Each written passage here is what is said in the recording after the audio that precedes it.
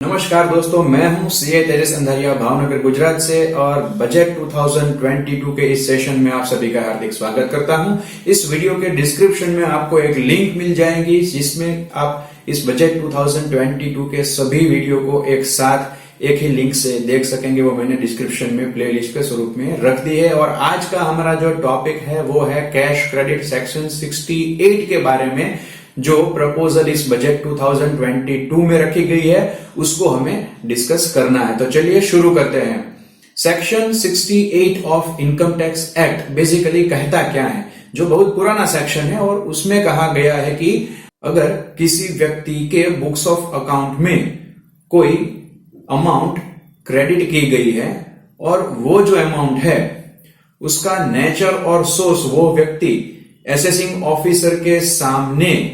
समझाने के लिए समर्थ नहीं है, या तो उसने जो समझाया है वो असेसिंग ऑफिसर को संतोषजनक अगर नहीं लग रहा है, तो वो जो अमाउंट क्रेडिट की गई है बुक्स में वो उस व्यक्ति की यानी कि एसएससी की इनकम मान ली जाएगी अंडर सेक्शन 68। ओके, ये इनकम तो मान ली जाएगी, लेकिन उस इनकम पे कितना टैक्स लगेगा उसके बारे में बताया गया है सेक्शन 115 BBE के अंडर में। तो 115 BBE में कहा गया है कि ऐसी जो इनकम है उसके ऊपर special rate of taxation at the rate of 60% के हिसाब से वहां पे इनकम टैक्स गिना जाएगा,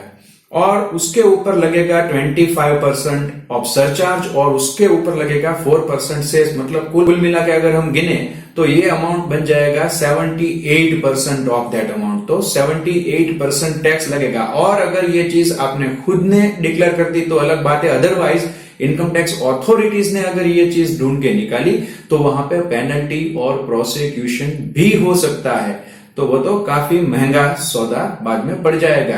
तो यह जो सेक्शन है 68, उसके अंडर में अभी क्या प्रपोजल लाई गई है, तो उसके पहले ये भी एक बार देख लेते हैं कि अगर वहां पे कोई अमाउंट क्रेडिट की है किसी ने बुक्स में, और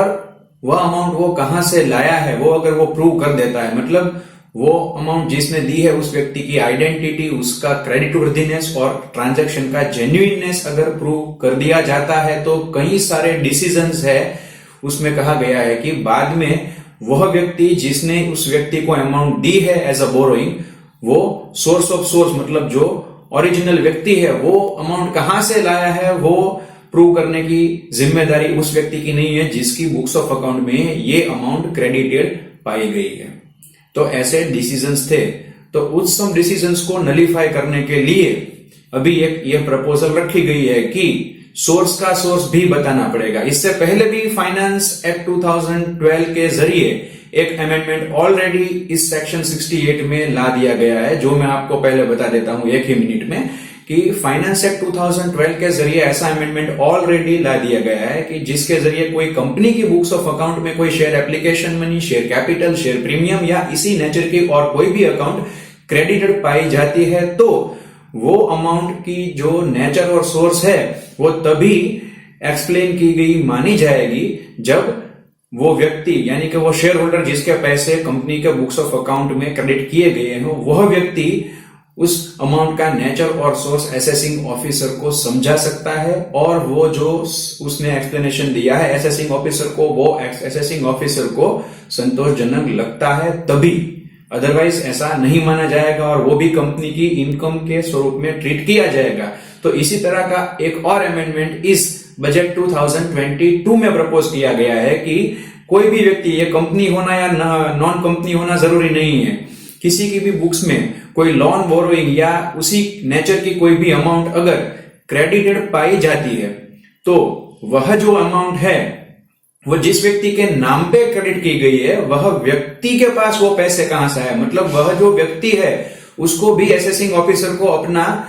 इस अमाउंट का नेचर और सोर्स प्रूव करना पड़ेगा, और वो इस तरह से प्रूव करना पड़ेगा कि असेसिंग ऑफिसर को वो संतोषजनक लगे, तभी माना जाएगा कि ये अमाउंट जो है वो अंडर सेक्शन 68 में जिस व्यक्ति के बुक्स में क्रेडिटेड पाई गई है उसकी इनकम में ऐड नहीं होगी, वो तभी सुनिश्चित हो सकता है। अदरवाइज असेसिंग ऑफिसर उसको भी एज एन इनकम ट्रीट करके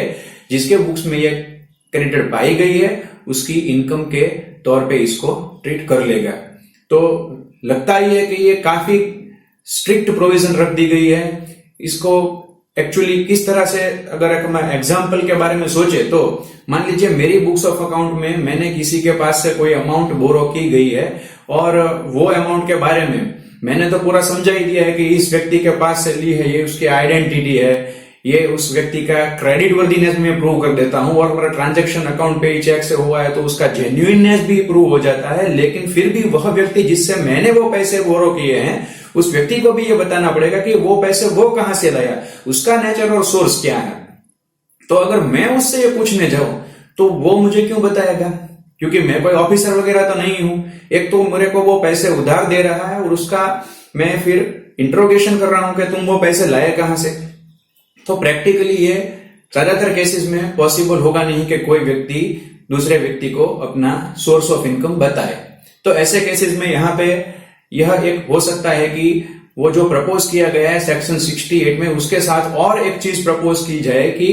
वह व्यक्ति को मतलब सोर्स वाले व्यक्ति को पूछने की जिम्मेदारी उस व्यक्ति की नहीं है जिसके बुक्स में ये अमाउंट क्रेडिटेड पाई गई है, लेकिन उसको पूछना होगा असेसिंग ऑफिसर को अपने section 133 power to call for information को यूज करके। तो वहां पे असेसिंग ऑफिसर के पास ऑलरेडी 133 के अंडर में ये पावर्स है कि वो दूसरे व्यक्ति को पूछ सकता है कि इस व्यक्ति का असेसमेंट चल रहा है और उसके बारे में तुम्हारे पास से मेरे को ये इन्फॉर्मेशन चाहिए। तो 133 का यूसेज यहाँ पे कंपलसरी बनाने का एटलीस्ट गवर्नमेंट को यहाँ पे सोचना चाहिए और इस प्रपोजल को ऐड करना चाहिए। और इससे भी अच्छी बात यही होगी कि इस प्रपोजल को ही निकाल दे इस बजट को पास करने से पहले, क्योंकि आप सोच सकते हैं कि अगर प्रैक्टिकली इसको इम्प्लीमेंट करने के बारे में सोचा जाए, ग्राउंड रियलिटीज को सोचा जाए, तो इसको इम्प्लीमेंट करना काफी मुश्किल है यहाँ पे। तो देखते हैं अभी आगे क्या होता है। इस बजट को पास होने के टाइम में ये निकल जाता है रहता है। मैं आपको इस वीडियो के डिस्क्रिप्शन में कोई भी इसके बारे में अगर अपडेट आएगी, मतलब ये प्रोविजन को थोड़ा और स्ट्रिक्ट बनाया जाता है या थोड़ा रिलैक्स कर दिया जाता है, वो कुछ भी होगा तो मैं आपको प्रयत्न करूंगा कि इस वीडियो के डिस्क्रिप्शन में आगे जाके आपको उस अपडेट के बारे में जानकारी दूं। फिलहाल आप लोगों का खुद का क्या मत है इस अमेंडमेंट के बारे में, वो आप मुझे इस वीडियो के कमेंट में जरूर से बताइएगा और इस वीडियो को लाइक और शेयर करना मत भूलिएगा। और ऐसे ही हमारे और वीडियोस देखने के लिए आप हमारे इस चैनल को सब्सक्राइब कर सकते हैं। धन्यवाद।